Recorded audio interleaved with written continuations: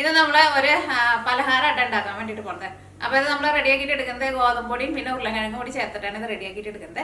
ഇതിൻ്റെ ഉള്ളിലേക്ക് നമ്മൾ ഫില്ലിംഗ് ആയിട്ട് ചീസും കൂടിയിട്ട് ചേർക്കുന്നുണ്ട്. ഇനിയിപ്പോൾ നിങ്ങളുടെ അടുത്ത് ചീസ് ഇല്ലാന്ന് വെച്ചിട്ടുണ്ടെങ്കിൽ നല്ല പഴുത്ത ഏത്തപ്പഴം ഉണ്ടല്ലോ, ഏത്തപ്പഴം ചെറിയ ഇങ്ങനെ പീസായിട്ട് കട്ട് ചെയ്തിട്ട് നമ്മൾ ചീസ് കട്ട് ചെയ്തിട്ട് വെക്കും, ആ ഷേപ്പിൽ വെച്ചാലും മതി. പക്ഷേ ചീസ് ഉണ്ടെന്ന് വെച്ചിട്ടുണ്ടെങ്കിൽ ചീസ് തന്നെ വയ്ക്കുക, അപ്പോഴേക്കും കഴിയാൻ വേണ്ടിയിട്ട് കുറച്ചും കൂടി നല്ല ടേസ്റ്റ് ഉണ്ടാവുക. ഏത്തപ്പഴം വെച്ചാലും ടേസ്റ്റ് ആക്കി ഉണ്ടാവും, പക്ഷേ ചീസൊക്കെ ആകുമ്പോൾ കുറച്ചും കൂടി കുട്ടികൾക്കൊക്കെ നല്ല ഇഷ്ടമായിരിക്കില്ല. അപ്പോൾ നമുക്കൊട്ട് സമയങ്ങളായിട്ട് തന്നെ നമ്മുടെ പലഹാരം നമുക്ക് റെഡിയാക്കിയിട്ട് എടുക്കാം. അപ്പോൾ ഇനി ഇത് റെഡിയാക്കാൻ വേണ്ടിയിട്ട് ഇതാ നോക്കിക്കേ, ഞാനിവിടെ ഇതേപോലത്തെ 3 വലിയ ഉരുളക്കിഴങ്ങ് എടുത്തിട്ടുണ്ട്. ഉരുളക്കിഴങ്ങ് പുഴുങ്ങിയിട്ടാണ് എടുത്തേക്കുന്നത്. ഉരുളക്കിഴങ്ങ് നന്നായിട്ട് വേവണം കേട്ടോ, കാരണം ഇത് നമുക്ക് നല്ല സോഫ്റ്റായിട്ട് നന്നായിട്ട് ഉടച്ചിട്ട് എടുക്കണം. അപ്പോൾ ഉരുളക്കിഴങ്ങ് ഇതേപോലെ നിങ്ങൾ എടുക്കുമ്പോൾ ഒരു കാര്യം കൂടിയിട്ട് പ്രത്യേകം ശ്രദ്ധിക്കുക, കാരണം ചൂടാറിയിട്ടുണ്ടെന്ന് വെച്ചിട്ടുണ്ടെങ്കിൽ ഇത് നമുക്ക് അത്രയ്ക്ക് അങ്ങോട്ട് ഒരു സ്മൂത്തായിട്ട് അങ്ങോട്ട് കുഴച്ചെടുക്കാൻ വേണ്ടിയിട്ട് പറ്റില്ല. അപ്പോൾ ഒരു ചെറിയ ഒരിളം ചൂടോട് കൂടിയിട്ട് എടുക്കുക. ഇതിൻ്റെ തൊലി മാറ്റിട്ടെ. ഇത് ഒരു ബൗളിലേക്ക് ഇടാം.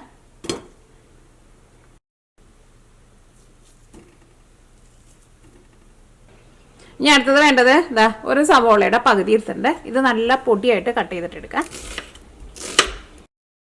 ഞാൻ നാട്ടിൽ നിന്ന് വന്നപ്പോൾ കൊണ്ടുവന്ന ഇരുമ്പിൻ്റെ നമ്മുടെ നാട്ടിലെ പിച്ചാത്തി കേട്ടോ, അത് നല്ല മുറിച്ചിട്ടുണ്ട്.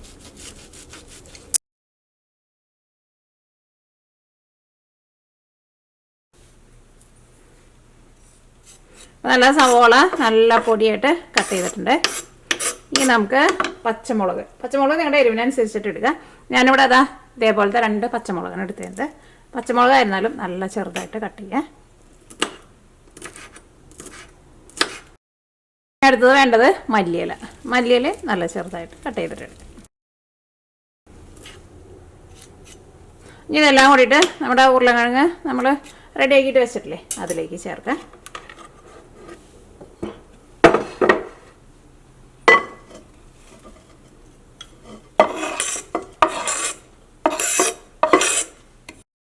ഇനി ഇതിലേക്ക് ക്രഷ് ചെയ്തേക്കണ ഉണക്കമുളക് ചേർക്കാം.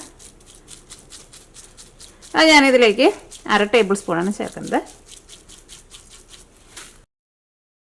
2 നുള്ള ചെറിയ ജീരകം ചേർക്കാം. അതിപ്പോൾ നിങ്ങൾക്ക് ചെറിയ ജീരകത്തിൻ്റെ ടേസ്റ്റ് ഇഷ്ടമില്ലാന്ന് വെച്ചിട്ടുണ്ടെങ്കിൽ ചേർത്തില്ലെങ്കിലും കുഴപ്പമില്ല.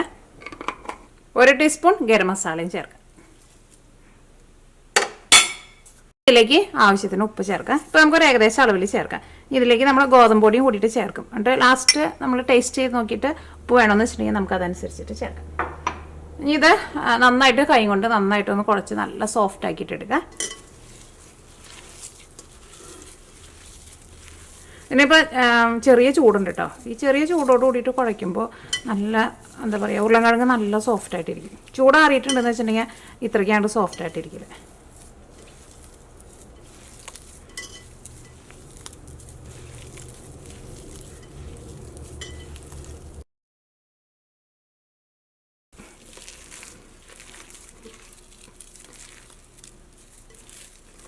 നോക്കിയേ, ഇപ്പോൾ നല്ല സോഫ്റ്റായിട്ട് നന്നായിട്ട് കുഴച്ചെടുത്തിട്ടുണ്ട്. ഇനി ഇതിലേക്ക് നമുക്ക് ഗോതമ്പ് പൊടി ചേർക്കാം. അപ്പോൾ ഞാനിവിടെ 1 കപ്പ് ഗോതമ്പ് പൊടിയാണ് എടുത്തേക്കുന്നത്. ഗോതമ്പ് പൊടി നിങ്ങൾ ഒറ്റയടിക്ക് ഫുള്ളായിട്ട് ചേർക്കണ്ട, കുറേശ്ശെ ചേർത്തിട്ട് കുഴച്ചിട്ട് എടുക്കുക. എന്നിട്ട് എന്താ പറയുക, നമ്മളൊരു ചപ്പാത്തിക്ക് കുഴച്ചിട്ട് എടുക്കില്ലേ, ആ പരുവത്തിലാവണം. അത് പറഞ്ഞിട്ട് നമ്മൾ ഒരുപാട് ഗോതമ്പ് പൊടി ചേർക്കരുത്. ഇത് നമുക്ക് ഒന്ന് പരത്തിയിട്ട് എടുക്കണം, ആ ഒരു പരുവത്തിൽ വേണം ചെയ്യാൻ വേണ്ടിയിട്ട്. അപ്പോൾ 1 കപ്പ് എടുക്കുക, അതിൽ നിന്ന് കുറേശ്ശെ ചേർക്കാം.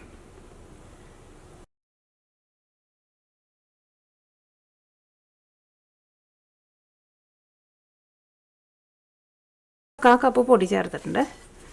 ഇനി എന്താ ചെയ്യുന്നത് വെച്ചിട്ടുണ്ടെങ്കിൽ ഈ പൊടി ഇതിനകത്ത് നന്നായിട്ട് മിക്സായി കഴിഞ്ഞ് കഴിയുമ്പോൾ ഞാൻ കൈയൊന്ന് കഴുകിയിട്ട് കുറച്ച് ഓയിൽ, 1 ടേബിൾ സ്പൂൺ ഓയിൽ ഒഴിച്ചിട്ട് ഒന്നുകൂടി ഒന്ന് കുഴച്ചിട്ടെടുക്കുക. അപ്പോൾ നമ്മുടെ കൈമ ഒട്ടി പിടിക്കില്ല. അല്ലെങ്കിൽ നമ്മൾ ഇതിങ്ങനെ ഗോതമ്പ് പൊടി ഇട്ടിട്ട് കുറേ ഗോതമ്പ് പൊടി ഇടും, അപ്പോൾ അത്രയ്ക്ക് അങ്ങോട്ട് ഇതൊരു സോഫ്റ്റായിട്ട് ഇരിക്കില്ല നമ്മൾ കഴിക്കുമ്പോൾ. പിന്നെ നമ്മുടെ കൈമ ഒട്ടി പിടിച്ചത് കൊണ്ട് തന്നെ ഇത് നമ്മളിനിയിപ്പോൾ എന്തോരം ഗോതമ്പ് പൊടി ഇട്ടാലും അത് കൈമ ഇങ്ങനെ പിടിച്ചിരിക്കും. അത് നോക്കി, ഇപ്പോൾ നമ്മുടെ ഈ പാത്രത്തിലായിരുന്നാലും ഇത് പിടിക്കണില്ല. അപ്പോൾ ഇതൊരു കറക്റ്റ് അളവായിട്ടുണ്ട്. ഞാൻ കൈയൊന്ന് കഴിയിട്ട് പറ്റേ. ഞാനിപ്പോൾ കൈ നന്നായിട്ടൊന്ന് കഴിയിട്ടുണ്ട്. ഇനി ഇതിലേക്ക് 1 ടേബിൾ സ്പൂൺ ഓയിൽ ചേർക്കാം. അത് നമുക്ക് ഇഷ്ടമുള്ള ഓയിൽ ചേർക്കാം കേട്ടോ, വെളിച്ചെണ്ണ ആയാലും കുഴപ്പമില്ല. ഉള്ളിലും കുറച്ച് ഓയിലും തൂത്ത് കൊടുക്കണ്ടേ. ഇനി നമുക്ക് ഒന്നും കൂടി നല്ല സോഫ്റ്റായിട്ട് കുഴച്ചിട്ടെടുക്കുക. അപ്പോൾ എങ്ങാനും നമ്മൾ എടുക്കണ ഈ പാത്രത്തിൽ ഒട്ടി പിടിക്കണുണ്ടെന്ന് വെച്ചിട്ടുണ്ടെങ്കിൽ നിങ്ങൾ അതനുസരിച്ചിട്ട് ഗോതമ്പ് പൊടി അല്ലെങ്കിൽ മൈദപ്പൊടി ചേർത്തിട്ട് നന്നായിട്ട് കുഴച്ചിട്ടെടുക്കുക.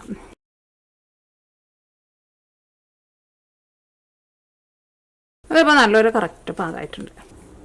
അപ്പോൾ ഇത് നമുക്ക് ഒരു 10 മിനിറ്റ് റെസ്റ്റ് ചെയ്യാൻ വേണ്ടിയിട്ട് വയ്ക്കാം, മൂടി വയ്ക്കാം. പിന്നെ നമ്മൾ മിയ കിച്ചണിൽ ലാസ്റ്റ് അപ്ലോഡ് ചെയ്തിട്ടുണ്ടായിരുന്നത് സിമ്പിളായിട്ട് റെഡിയാക്കിയിട്ട് എടുക്കുന്ന ഒരു ബ്രേക്ക്ഫാസ്റ്റിൻ്റെ റെസിപ്പി ആയിരുന്നു. ആ വീഡിയോ നിങ്ങൾ കാണാത്തവരുണ്ടെന്ന് വെച്ചിട്ടുണ്ടെങ്കിൽ ആ വീഡിയോ കൂടിയിട്ട് കാണാൻ വേണ്ടിയിട്ട് മറക്കരുത്. പിന്നെ അതേപോലെ തന്നെ അതിന് മുമ്പായിട്ട് ചെയ്തിട്ടുണ്ടായിരുന്നത് ഒരു പുഡിങ്ങിൻ്റെ റെസിപ്പിയായിരുന്നു ചെയ്തിട്ടുണ്ടായിരുന്നത്. അതും നിങ്ങൾ കാണാത്തവരുണ്ടെന്ന് വെച്ചിട്ടുണ്ടെങ്കിൽ കണ്ടു നോക്കുക, അതും റെഡിയാക്കി നോക്കുക. അത് ഭയങ്കര സിമ്പിളായിട്ട് റെഡിയാക്കിയിട്ട് എടുക്കുന്ന ഒരു പിങ്ക് കളറുള്ള ഒരു പുഡിങ് ആട്ടോ. അപ്പോൾ ഈ നമ്മുടെ മാവ് 10 മിനിറ്റ് നമുക്ക് റെസ്റ്റ് ചെയ്യാൻ വേണ്ടിയിട്ട് വയ്ക്കാം. അപ്പോൾ മാവ് നമ്മൾ 10 മിനിറ്റ് റെസ്റ്റ് ചെയ്യാൻ വേണ്ടിയിട്ട് വെച്ചിട്ടുണ്ടായിരുന്നു. ഇനി ഇത് ഒരു 2 പാർട്ടായിട്ട് എടുത്തിട്ട് ഇത് നമുക്ക് ഒന്ന് പരത്തിയിട്ട് എടുക്കണം. അപ്പോൾ അതിന് മുമ്പായിട്ട് നമുക്ക് കുറച്ച് പൊടി ഇട്ടിട്ട് ഒന്നും കൂടി നന്നായിട്ടൊന്ന് കളച്ചിട്ട് എടുക്കാം. ഇനി ഇതെടുക്കാം നമുക്ക്. അപ്പോൾ ഇരുന്നിട്ട് ഒന്നും കൂടി നല്ല സോഫ്റ്റായിട്ട് വന്നിട്ടുണ്ട്. ഇത് നമ്മൾ ഇവിടെ ഒരു കൗണ്ടർ ടോപ്പിലേക്കാണ് വയ്ക്കും. കുറച്ച് പൊടിയൊന്ന് വെതറി കൊടുക്കുക. ഇത് ഞാനിവിടെ മൈദപ്പൊടി കേട്ടോ വെതറണത്. അതിപ്പോൾ ഗോതമ്പൊടി ഏതായാലും കുഴപ്പമില്ല.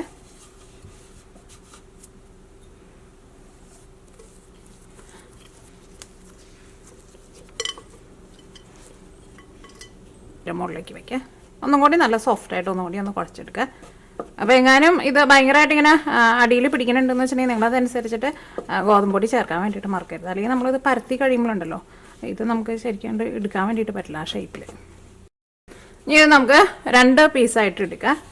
ഇതിലേക്ക് നമുക്ക് 2 ഷീറ്റായിട്ടാണ് നമ്മളിത് പരത്തിയിട്ട് എടുക്കേണ്ടത്. അപ്പോൾ ഇതിനെ നമുക്ക് 2ആയിട്ട് കട്ട് ചെയ്യാം. ഇതിന് ഒരു പീസ് മാറ്റി വയ്ക്കാം.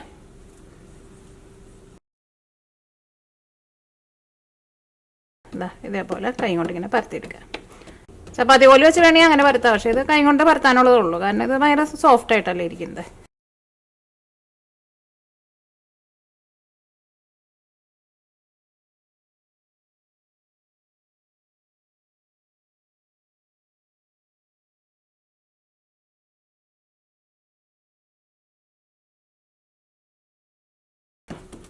അല്ലെങ്കിൽ നമുക്കിങ്ങനെ പരത്താൻ വേണ്ടിയിട്ട് പറ്റില്ല. ഇത് പരത്തി കഴിഞ്ഞിട്ട് ഈ ഷീറ്റ് എടുത്തിട്ട് നമുക്ക് മറ്റേ ഷീറ്റിൻ്റെ മുകളിലേക്ക് വെക്കുകയും വേണം. അപ്പോൾ ഇതേപോലെ നമുക്കിനി എടുക്കാൻ വേണ്ടിയിട്ട് കിട്ടണം. ഇനി ഇതിലേക്ക് നമുക്ക് അടുത്തത് വേണ്ടത് ചീസാണ് വേണ്ടത്. അപ്പോൾ ചീസ് ഞാനിവിടെ എടുത്തിട്ടുണ്ട്.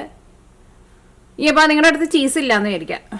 അപ്പോൾ എന്ത് ചെയ്യണമെന്ന് വെച്ചിട്ടുണ്ടെങ്കിൽ നല്ല പഴുത്ത ഏത്തപ്പഴം ഉണ്ടല്ലോ, ഏത്തപ്പഴം ഇതേപോലെ ഇങ്ങനെ കട്ട് ചെയ്തിട്ട് എടുക്കുക. നല്ല മധുരമുള്ള പഴം നോക്കിയിട്ട് എടുക്കുക. അപ്പോൾ ചീസിന് പകരം ഏത്തപ്പഴം വെച്ചിട്ട് അങ്ങനെ വേണമെന്ന് വെച്ചിട്ടുണ്ടെങ്കിൽ അങ്ങനെയും റെഡിയാക്കാം കേട്ടോ. അപ്പോൾ നിങ്ങൾക്ക് ഇഷ്ടമുള്ള ടൈപ്പ് ചീസ് എടുക്കുക. ഇനി അപ്പോൾ നിങ്ങളുടെ അടുത്ത് ചീസിൻ്റെ ഇതേപോലത്തെ ഷീറ്റാന്ന് വെച്ചിട്ടുണ്ടെങ്കിൽ ഇങ്ങനത്തെ ഷീറ്റാന്ന് വെച്ചിട്ടുണ്ടെങ്കിൽ ഒരു 2 ഷീറ്റ് എടുത്തിട്ട് ഞാൻ ആ കാണിച്ചെന്ന ഷേപ്പ് ഇട്ടില്ല, അതേപോലെ ഇതേപോലെ ഇങ്ങനെ റോൾ ചെയ്തിട്ട് വെക്കുക. ഒരെണ്ണം വേണമെന്ന് വെച്ചാൽ ഒരെണ്ണം വയ്ക്കുക. ചീസിൻ്റെ ടേസ്റ്റ് കുറച്ചും കൂടി ഇഷ്ടമാണെന്ന് വെച്ചിട്ടുണ്ടെങ്കിൽ ഒരു 2 അല്ലെങ്കിൽ ഒരു 3 വരെ വയ്ക്കാം.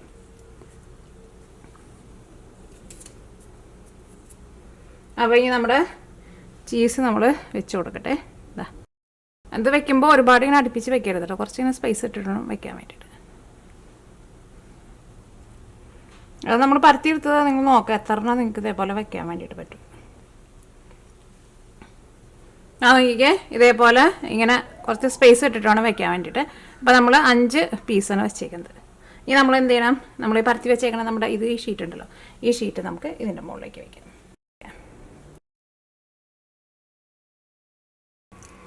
അപ്പോൾ കട്ട് ചെയ്യാൻ പോയതിന് മുമ്പ് ഇതിങ്ങനെ ഓരോ ചീസ് ഓരോന്നിലേക്ക് വരണം. അപ്പോൾ അതനുസരിച്ച് നമ്മുടെ കൈ കൊണ്ട് നമുക്കൊന്ന് അഡ്ജസ്റ്റ് ചെയ്ത് ഫസ്റ്റ് ഇങ്ങനെ ആക്കാം, എന്നിട്ട് കട്ട് ചെയ്യാം.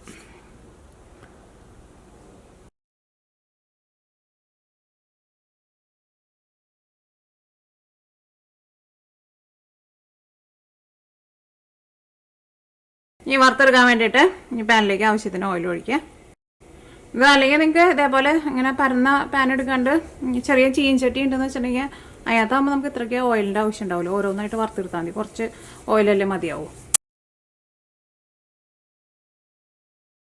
ഇത് ഒരു സൈഡ് ഒന്ന് മൊരിഞ്ഞ് കഴിഞ്ഞിട്ട് മറ്റേ സൈഡ് തിരിച്ചിട്ടാൽ മതി. ഓരോ സൈഡ് മൊരിഞ്ഞ് വരാൻ വേണ്ടിയിട്ട് ഒരു 8-9 അല്ലെങ്കിൽ ഒരു 10 മിനിറ്റിൻ്റെ അടുത്ത് എടുക്കും കേട്ടോ. കാരണം ചെറിയ തീയിലിട്ടിട്ട് മൊരിയിച്ചിട്ടെടുക്കുക. അപ്പോൾ കഴിക്കാൻ വേണ്ടിയിട്ട് നല്ല ടേസ്റ്റായിരിക്കും.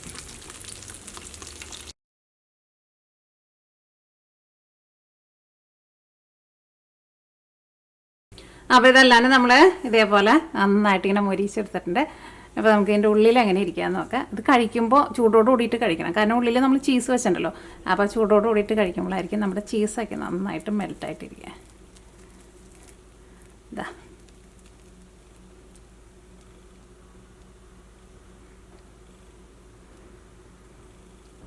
അപ്പോൾ നിങ്ങൾ ട്രൈ ചെയ്ത് നോക്കിയിട്ട് ഫീഡ്ബാക്ക് പറയാൻ വേണ്ടിയിട്ട് മറക്കരുത് കേട്ടോ. ഇതാ അപ്പോൾ ഞാനിതിലേക്ക് വെച്ചത് മൊസറല്ല ചീസായിട്ട് വെച്ചിട്ടുണ്ടായിരുന്നത്.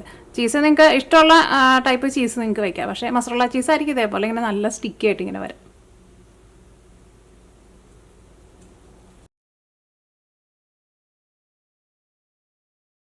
അപ്പോൾ നിങ്ങൾ ട്രൈ ചെയ്ത് നോക്കാൻ വേണ്ടിയിട്ട് മറക്കരുത്. പിന്നെ കഴിക്കുമ്പോൾ ചൂടാറാൻ വേണ്ടിയിട്ട് നിൽക്കരുത് കേട്ടോ.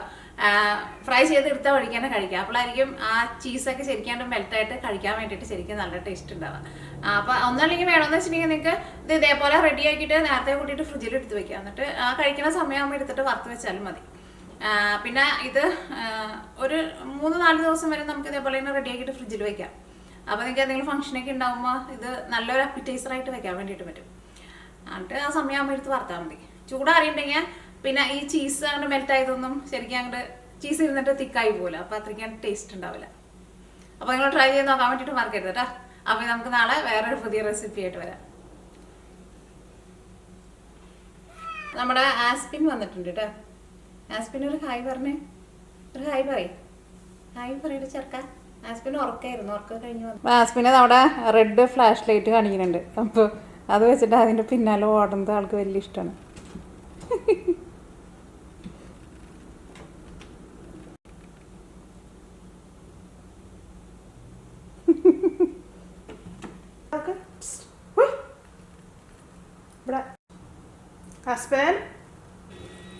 എന്താ ആസ്പിൻ്റെ ഇവിടെ ഉറങ്ങാൻ വേണ്ടിയിട്ട് കിടക്കാട്ടോ. കണ്ണടഞ്ഞടഞ്ഞ് പോകുന്നുണ്ട് ആസ്പിൻ്റെ.